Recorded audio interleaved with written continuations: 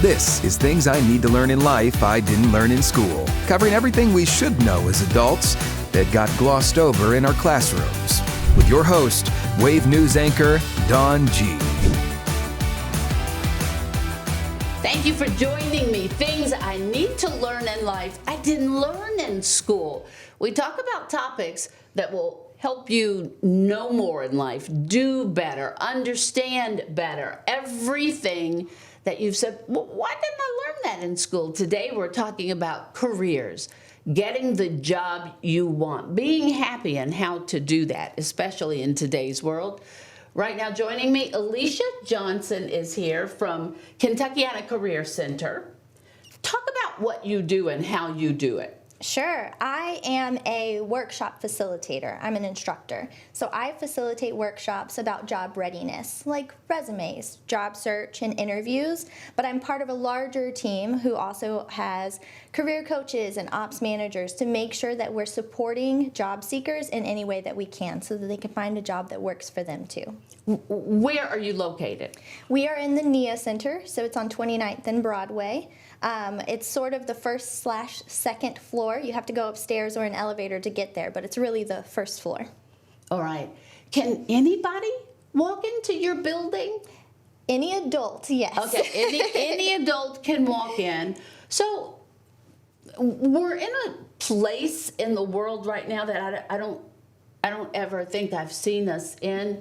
Businesses don't have enough people, but people are walking away because they don't feel satisfied in what they do, or they're not being paid enough money, which is why I wanted to talk to you.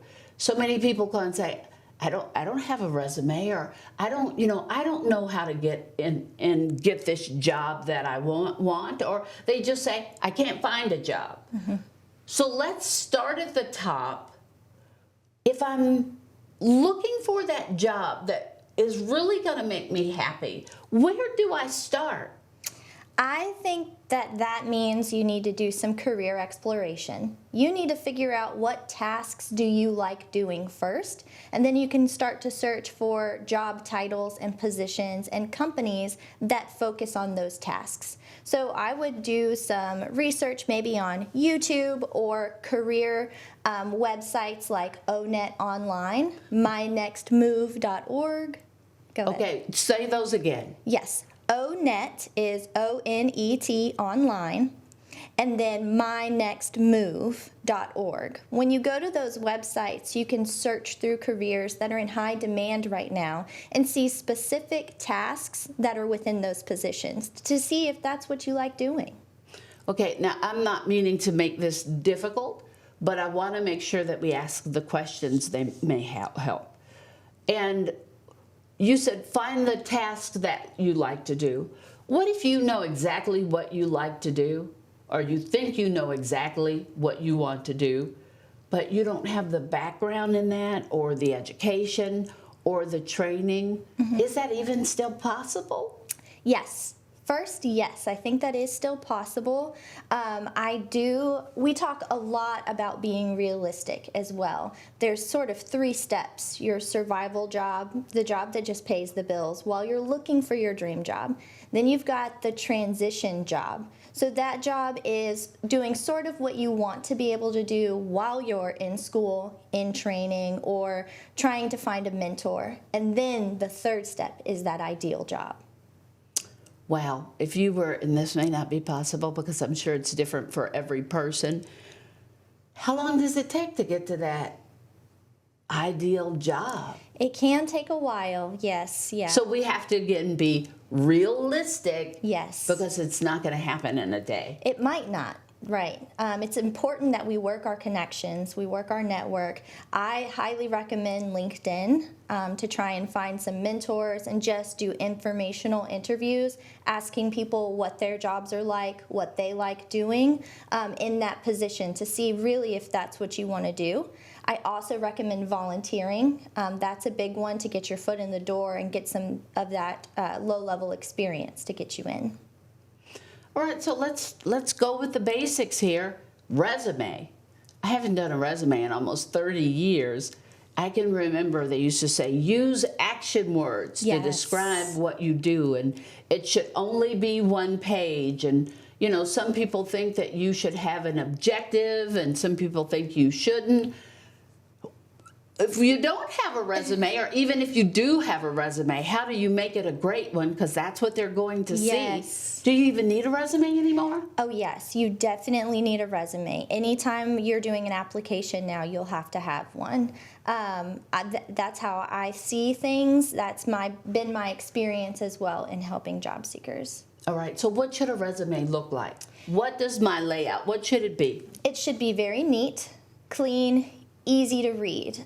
Most recruiters are making a decision, a split-second decision, and if you have typos or anything like that, you're pretty much going in the no pile. So it's really important that you're going through it and you're letting somebody else go through it as well. Maybe the Kentucky Career Center, maybe a family or a friend.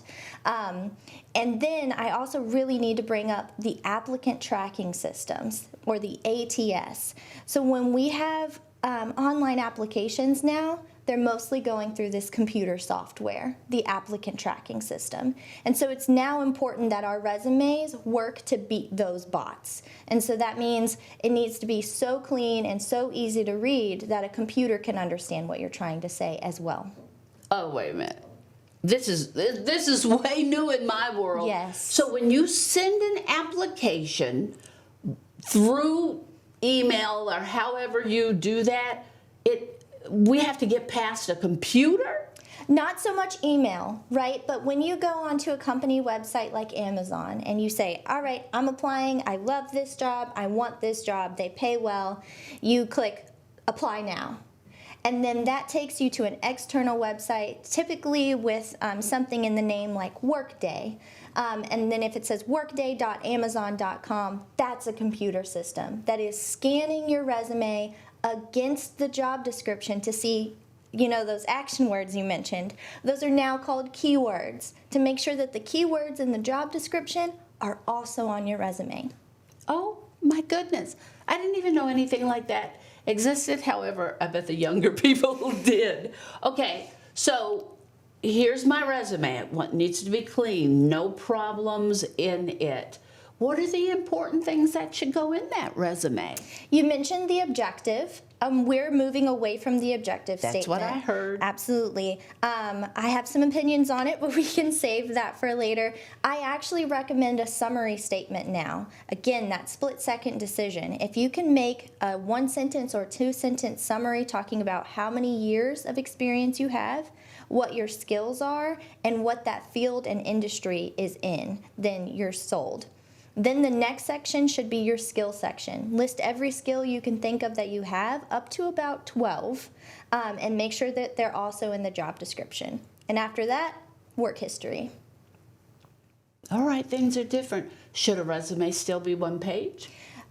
That's debatable, absolutely, because the computer's reading it now, right? And so it's going to try and pull as much information as you can. I wouldn't go more than 2 pages. If you have more than 10 years of experience, you're probably going to need the 2 pages to make sure you can really talk about everything you bring to the company. All right, did I miss anything on the resume, excuse me, that they need to know? Again, those keywords are so important. So when you are describing your work history, try and use as many action words and keywords from that job description as possible. And then if you can incorporate numbers as well, that's a huge deal. Increased retention, 70%. Increased sales, 85%. Exceeded expectations by 10%, right? All of those percentages and dollar signs are really important in making you stand out. Wow, okay. I myself am learning a lot here. Should you tailor your resume to each job? That's a lot of work, but should you? It's a lot of work, but the way I see it, after you make that first resume and put all your work and effort into it, and you've really cleaned it up and you're happy with it, you like it, every time you find a job, all you're changing are the keywords. You've got the format down, you've got your summary statement down, you've got your skills down. Now you're going through and changing those action words to match the job description. So in short, yes, you're changing every time. Okay, it's a lot of work, but it's going to pay off in the end. Yes. when I go to a job, how am I dressing?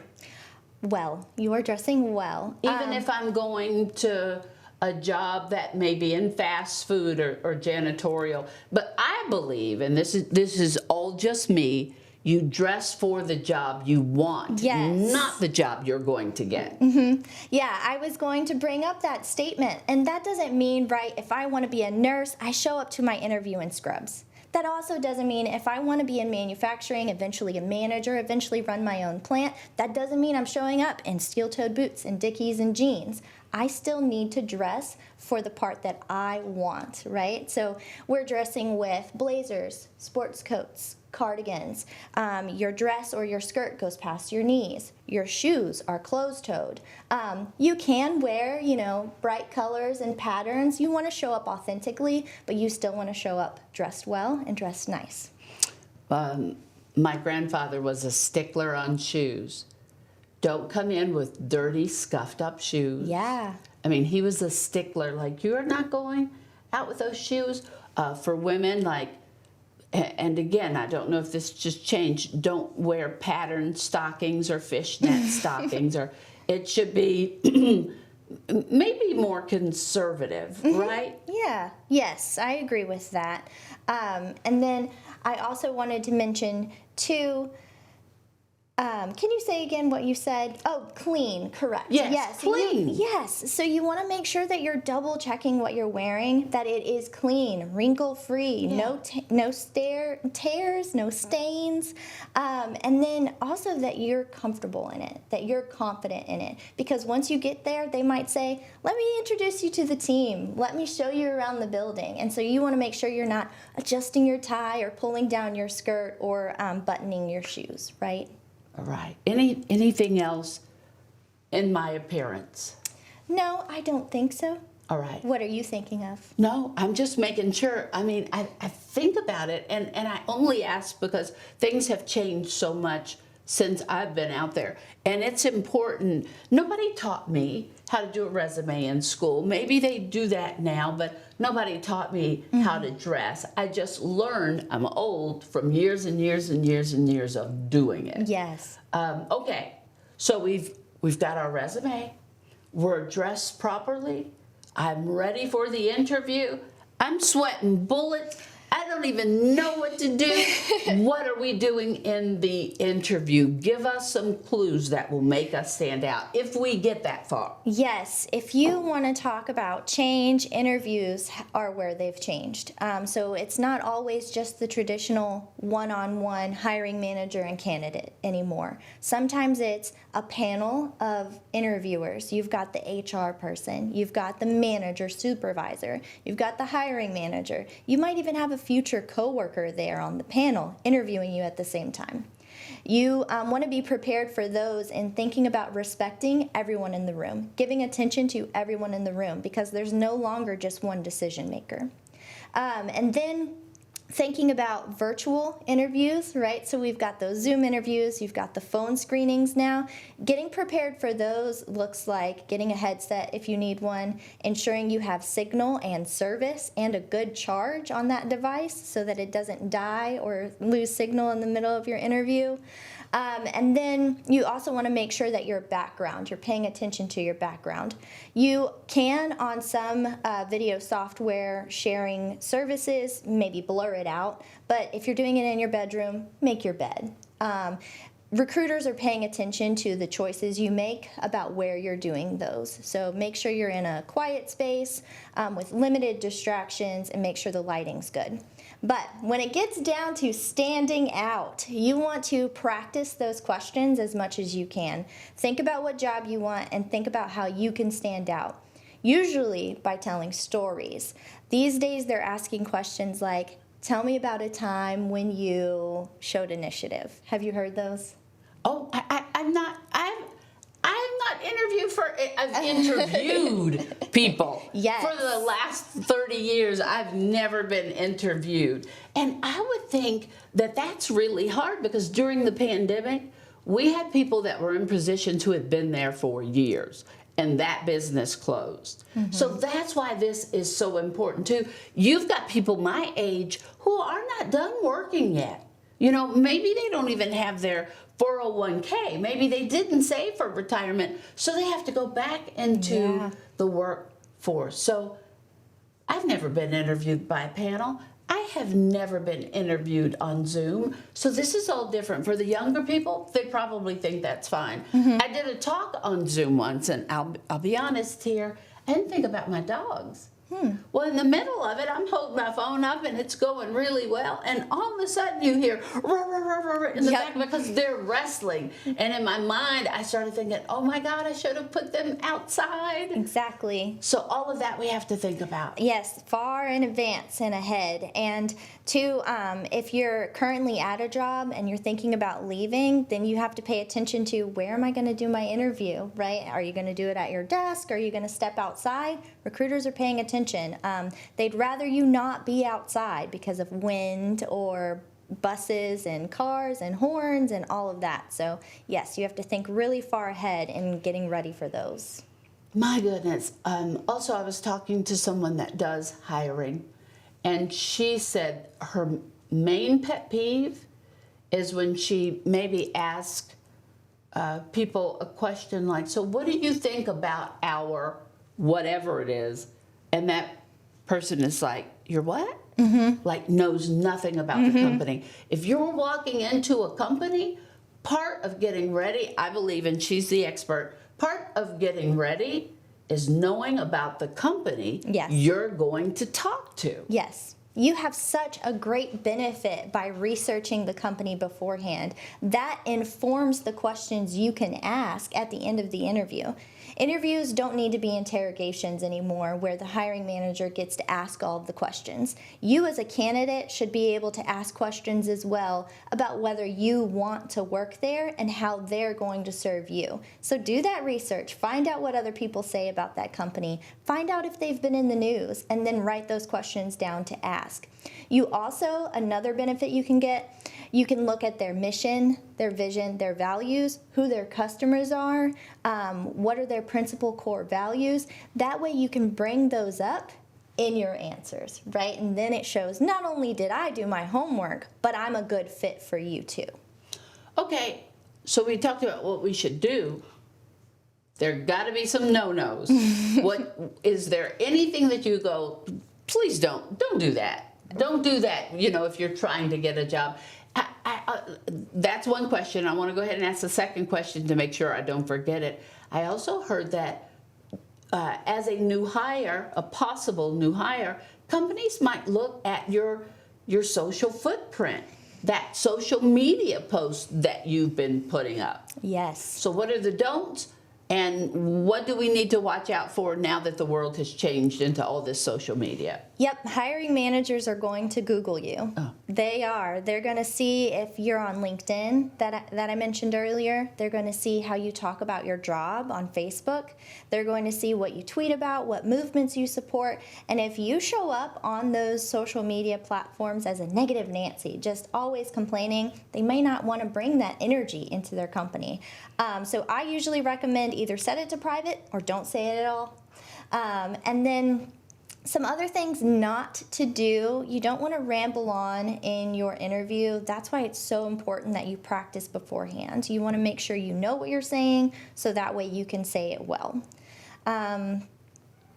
Some other things to avoid: don't ghost the interviewer. If you, for some reason, need to reschedule that interview, let them know as soon as possible. Hi, I have a schedule conflict. Can we reschedule? And that's it. You never want to just not show up. You will not get that job. Everything we do is free. We will help you with your resume. We will help you with job leads. We even have supportive services if you need boots or scrubs or eyewear, transportation assistance. We can do it all.